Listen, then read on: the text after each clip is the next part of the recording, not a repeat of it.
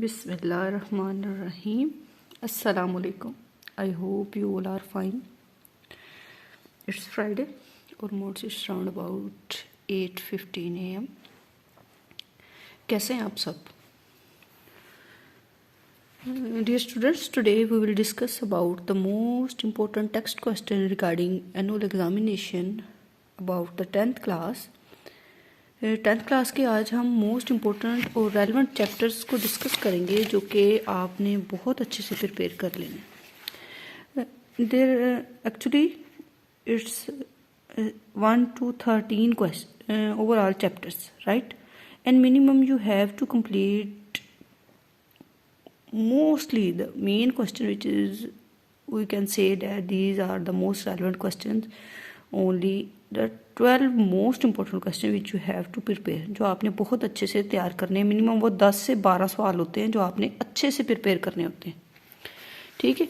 अब आप ये देख लें कि इसमें जब हमारे पास 13 चैप्टर्स आ जाएंगे, मेन थिंग आपने क्या करनी है कि जो अच्छे से प्रिपेयर करने के लिए वो है जी, आपने first chapter, second chapter and then the 11th chapter and 12th chapter, right.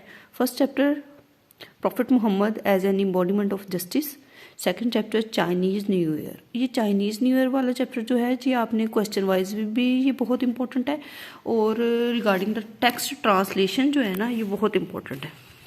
Means कि आपने टेक्स्ट इसकी बहुत अच्छे से प्रिपेयर करनी है, राइट। इसकी टेक्स्ट के पॉइंट ऑफ व्यू से ये बहुत इंपॉर्टेंट है। नेक्स्ट है जी ग्रेट एक्सपेक्टेशन। ग्रेट एक्सपेक्टेशन जो है ये बड़ा ही इंपॉर्टेंट चैप्टर है, वही सेम एज कि ये टेक्स्ट पॉइंट ऑफ व्यू से भी बड़ा इंपॉर्टेंट है और क्वेश्चन वाइज भी। Next is the population growth and world wide supplies.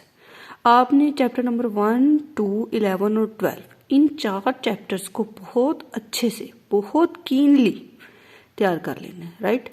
Summaries wise देखें, the rain and the peace, और जो 110% चांसेस हैं वो समरी आती है द रेन। समरी को राइट डाउन करने से पहले ये बात अपने जहन नशीन कर लें कि आपने राइटर का जो इंट्रो होता है, मीन्स कि if we are going to write about the Shakespeare, अगर आप शेक्सपियर के बारे में लिख रहे हैं, आप वर्ड्सवर्थ के बारे में लिख रहे हैं, आप किसी भी शैले के बारे में लिख रहे हैं, किसी भी राइटर के पे आप समरी लिख रहे हैं, तो आप ये बात जहन में रखें कि आपने मेन जो चीज़ है वो माइंड में क्या रखनी है कि आपने राइटर का इंट्रोडक्शन के हवाले से आपने 4 से 5 लाइनें ज़रूर लिखनी है।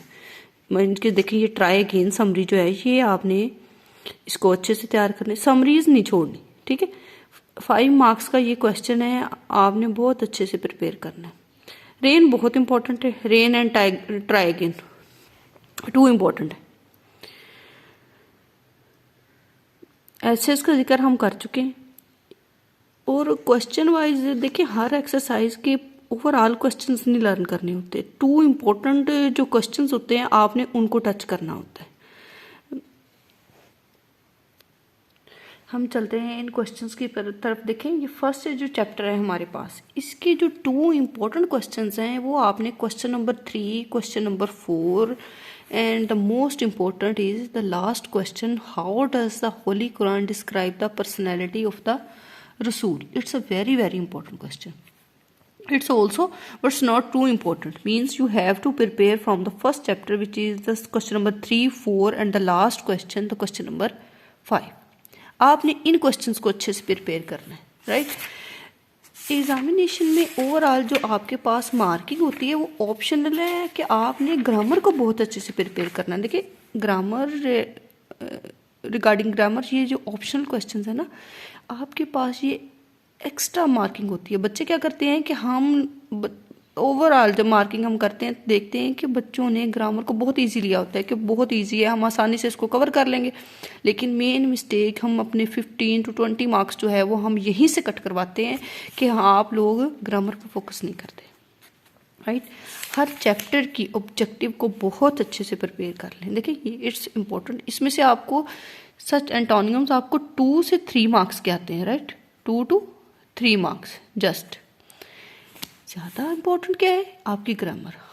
what kind of information, what kind of idea, what is the basic authentic knowledge you have about the grammar, right? आप इस पार्ट को बहुत अच्छे से प्रिपेयर करें. You have to know about the collective noun क्या होते हैं, कंक्रीट नाउन क्या होते हैं, मटीरियलिस्टिक नाउन क्या होते हैं, प्रोनाउन, वर्ब, एडवर्ब. इंशाल्लाह ताला नेक्स्ट वीडियो में हम बात करेंगे ओवरऑल पार्ट्स ऑफ स्पीच पे और उनकी कंस्ट्रक्शन पे, ग्रामर पे, टोटल सेंटेंस मेकिंग पे, राइट, जो आपको बहुत हेल्प आउट करेंगे इन चीज़ों को क्लियर करने. इसी तरह अगर हम नेक्स्ट चैप्टर पे आ जाएं चाइनीज़ न्यू ईयर पे, तो इसका देखिए आपने सेकंड क्वेश्चन जो है ना ये बड़ा इंपॉर्टेंट है, इसको अच्छे से प्रिपेयर करें. Most the question is 4, 5 and 6. ये चाइनीज़ न्यू ईयर से आपने अच्छे से तैयार करने, राइट.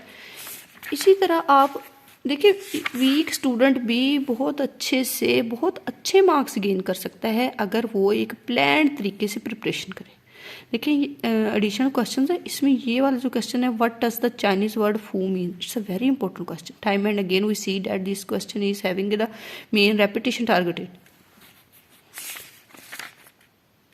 ट्राई अगेन को देखेंगे, try again which is written by W.E. Hickson. ठीक है, अब आपने जब ट्राई अगेन को लिखना है तो आपने 5 से 6 लाइनें हिक्सन का जो इंट्रो है उसके बारे में ज़रूर लिख देनी, राइट. समरी ये ना याद किया करें, ये फर्स्ट समरी जो बच्चे याद करते हैं ना, आपको मिनिमम ये 2 मार्क्स भी नहीं देती. ट्राई करें, सेकंड को लर्न करें बहुत अच्छे से और लिटिल बिट राइट करें हिक्सन के बारे में, राइट. मीन्स कि देखिए ना, आप इसको इंट्रो इसको यहाँ से कर लेना. The poet says that if we find our task hard we should try again and if we do so there will come a time when we success will lick our feet. Means कि Hickson is a great writer. He belongs to the 18th to 19th century. He has done great work in the field of English literature. Just like that, you can write it. ठीक है, और इसमें से आप देखिए इसका ये जो question number I think so it's the 4th question, how many time should we try. It's important question, इसको अच्छे से प्रिपेयर करें. किसी भी चीज़ को लर्न करने के लिए, किसी भी सब्जेक्ट की प्रिपरेशन के लिए चीज़ों को प्लान ज़रूर किया करें, उसके ऊपर थोड़ा सा एक प्लॉट कंस्ट्रक्शन ज़रूर किया करें. फर्स्ट एड पे आएंगे. First aid is a important chapter regarding the translation. देखिए इसका ये जो फर्स्ट पैसेज है ना, ये ट्रांसलेशन वाइज बहुत इंपॉर्टेंट है, राइट. और ओवरऑल इसकी एक्सरसाइज पे चलते हैं. एक्सरसाइज की अगर आप देखें तो इसमें एक्सरसाइज में mostly the most important question which is the question number 3 and the 6th question. It's a very important question, so you have to prepare only these 2 question.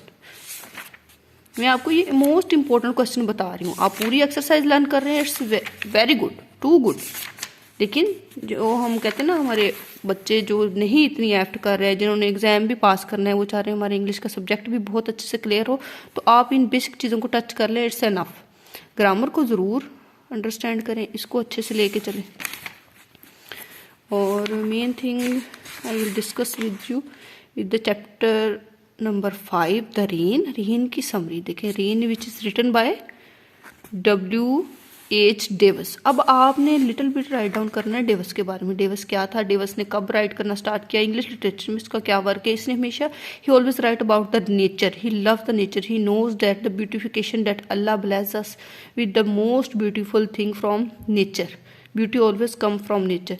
You can write about little bit the nature, about the writer's point of view, his work in the field of literature, just like 4 to 5 lines. Try to write about the writer and then start writing the summary, whatever you have prepared, first, second or third. If I repeat it, try to learn the second summary, okay? Don't bother to confirm it as the first summary.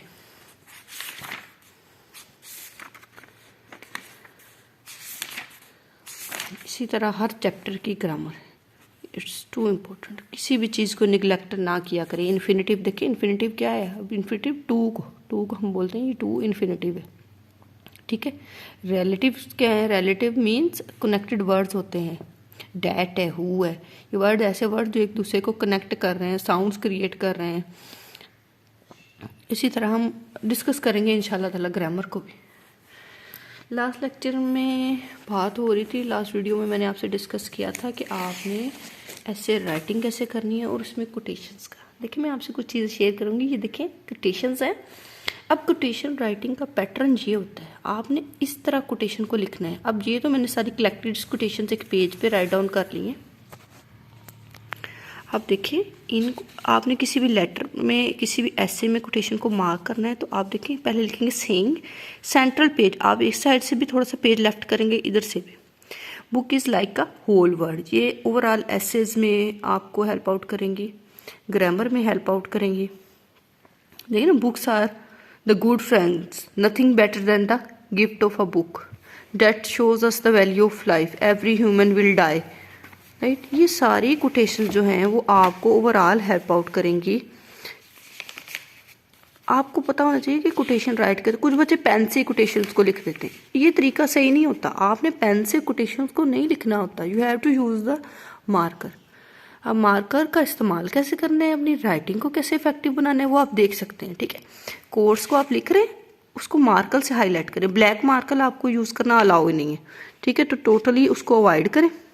Hard work brings fruit, work work and work, money makes a merry go, without money men are not stable, you can't buy happiness with money. Right, these are the most important quotations which you have to learn to add it in your summary, in your essay. ये तमाम चीज़ें quotation right करने का method देख लें कि आपने कहीं पे भी कोटेशन को ऐड करना है, कोई भी जगह है, वो लेटर है, वो essay, anything, you have to prepare it and write it in such pattern. Right, इस पैटर्न में आप लिखेंगे तो सवाल ही पैदा नहीं होता कि आपकी मार्क कटिंग हो। अच्छा, मैं एक बहुत ही एक फ़नी थिंग आपसे शेयर करूँगी। लास्ट टाइम मैं एक बच्चे का पेपर चेक कर रही थी, मैं नाम उसका नहीं शेयर करूँगी, आप देखें, शायद आपको नज़र आए क्या हो वीडियो में। लेकिन देखिए उस बच्चे, अच्छा प्लीज़ जब आप राइट करते हैं तो कोशिश करें उस चीज़ों को ना एक लिमिट में रखें, उसको लिखें तो ये देख लें, अगर आपको लिखना ही नहीं आ रहा आप उसकी सेंस देख लें कि सेंटेंस की सेंस क्या है। देखिए ये बच्चे ने ऐसे लिखा है, स्पोर्ट्स एंड गेम्स, बड़ा ठीक है, एक एवरेज सा बच्चा है, उसने एवरेज राइटिंग भी कोई इतनी टू गुड नहीं है। Sports and games are essential part of our life, sports and games are very important for all of us. Okay, and then I also same good.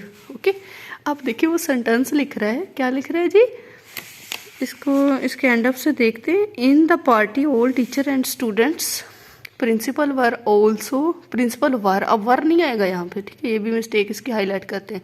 Present there the principal started a horrible speech. अब मुझे ये बताएं ठीक है, आप बच्चों को ना जो हेड से बड़ा होता है, ये बच्चे स्ट्रिक्टनेस को नहीं बियर करते। अब देखिए किसी भी पार्टी में प्रिंसिपल हॉरिबल स्पीच क्यों प्रेजेंट करेगा, हॉरिबल का मतलब आपको पता है, आप लिख रहे हैं कि principal started a horrible speech. Horrible speech नहीं, गुड स्पीच लिखते हैं, ग्रेट स्पीच लिखते हैं, a very confident speech, memorable speech. ठीक है, तो अपनी राइटिंग में लिखें। वर्ड्स का इस्तेमाल जो होता है ना वो बहुत ज़रूरी होता है। चीज़ों को लिखने से पहले थोड़ा सा पढ़ लिया करें, थोड़ी सी इन्फॉर्मेशन गैदर कर लिया करें। राइट, आगे क्या है जी, speech and he was sharing his life practical example. अल्फाज का चुनाव जो है ना ज़िंदगी में बहुत ज़रूरी है, ज़िंदगी में भी और इन राइटिंग और पेपर मेकिंग में भी इसका बड़ा इम्पैक्ट होता है। So that's it, today we have discuss only the 5 chapters. इंशाल्लाह next I will discuss with you the other 5 chapters, and also I try my level best to share with you some good points regarding the grammar. Okay, Fi Manla.